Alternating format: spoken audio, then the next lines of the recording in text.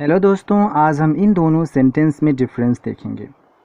There isn't a fan in the room, there isn't any fan in the room. I want you to think which of these is correct. इनमें से कौन सा sentence सही है? इनमें से पहला सेंटेंस सही है। There isn't a fan in the room, कमरे में पंखा नहीं है।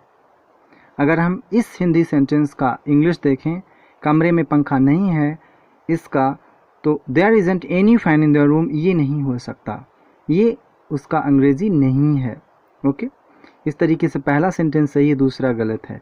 हम यहाँ पर अ के स्थान पर एनी का यूज़ नहीं कर सकते। ओके, बल्कि दूसरा सेंटेंस एक अलग तरीके से सही हो सकता है। कब? जब जैसे हम कहें मैंने कल 3 फैन लाया और कुछ दिख नहीं रहा है, कहाँ है, इस कमरे में है क्या?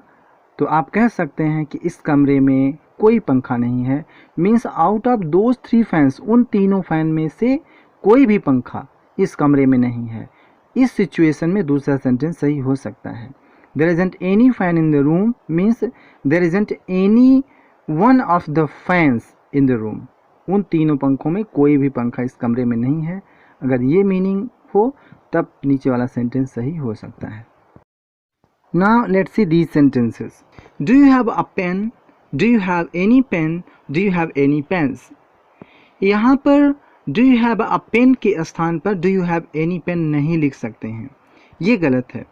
ये वैसे सेंटेंस भी इनकरेक्ट है, लेकिन हमने जैसा कि इसके पहले हमने बताया कि कोई सिचुएशन होने पर ही सेंटेंस सही हो सकता है, पर नॉर्मली ये सेंटेंस गलत है। हम do you have a pen के स्थान पर इसको नहीं लिख सकते।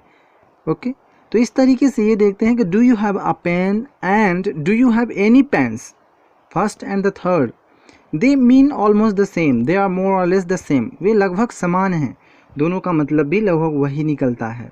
ओके, लेकिन जो do you have any pen दूसरा सेंटेंस है, ये कम्प्लीटली डिफरेंट है। हम इनके स्थान पर इसे नहीं लिख सकते हैं, ये गलत माना जाएगा।